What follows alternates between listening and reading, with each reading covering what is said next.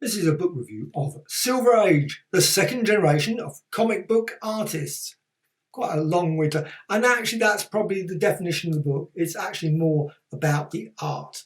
Obviously it has a lot of the history of the Silver Age, but it's also, to be honest, there's 90 pages or so where it's got all the build up to the Silver Age. So you've got lots and lots of information about what would be classified as newspaper strips, as well as the Golden Age arts. There's lots of examples of Superman, etc., as well as Mandrake the Magician, and those sort of characters. You've even got here some Buck Rogers. Now, this book came out in 2004. It's obviously paperback, 220 pages. I mean, it's full of some really great art all the way through. I say there's obviously Mandrake, Captain Marvel. You've got Alex Toth, some of the best. EC Comics, loads of great examples. EC Comics, Wally Wood, of course.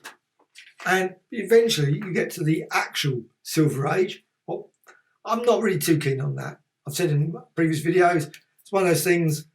I mean, for me, maybe Martian Manhunter. I would say the Silver Age really was 1954, with the Timely Comics / Atlas Comics that came out with, obviously, Captain America, Submariner. So it's very hard to define it. Lots of people obviously will always say Flash, obviously showcase issue 4. Then other people will say, well, it's the Challengers, or was it Fantastic Four, and so on and so on. And everyone's Golden Age or Silver Age is their own.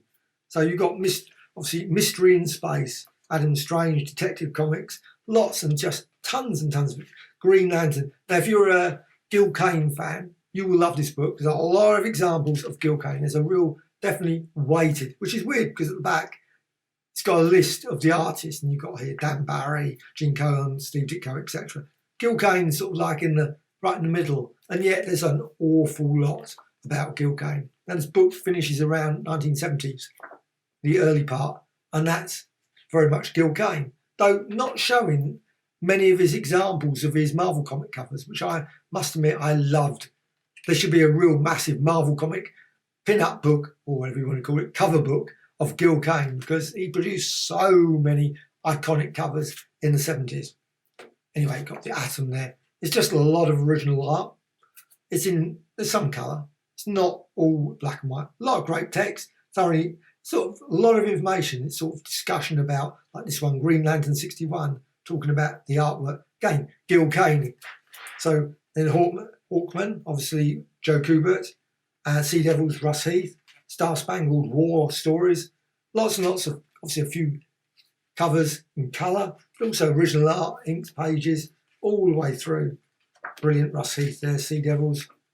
And then you go to Jack and Stan, and you've got a brilliant one here of, this is Fantastic Four, the annual issue 4, Fantastic Four, some unpublished pencils, Captain Savage. I love Captain Savage. They should bring out an epic collection of him. Captain Savage again, another Don Heck, good old Don Heck. I loved his work. Wally Wood, Gene Colan. You've got Marvel double feature. That's really odd. You've got Marvel double feature. Jack Kirby. That's an unusual comic, Marvel double feature. Yeah, I bought quite a few issues of that back in the 70s. Now, it does go all the way through. You've got all the way to, now this is page, where is it? Probably about 180. Finally gets to Dell Comics, as well as Gold Key and Warren, etc. And not very much about them, but I mean, I love Gold Key. I love Dell Comics. So I think, here, Magnus Robot Fighter, they were just great. He's got brilliant ones there. Torok, son of, and also Space Family Robinson. They were just great. Lost in Space, of course. And you've got examples here, many, many, many examples. This is Archie Comics, superhero ones, or the King Features ones, the old Flash Gordons. Love those. They were brilliant. Gil Kane again. Strange that. Then you've got the Warren magazines, of course, the Blazing Combat. And then the last section, and this is the odd bit, about page 207, talking about Gil Kane again. So there's a heavy evidence weighted to Gil Kane. But I love his work, lots of examples of his work. There's the Savage. His name is Savage. And you've got another lovely, it's just brilliant. Just brilliant book.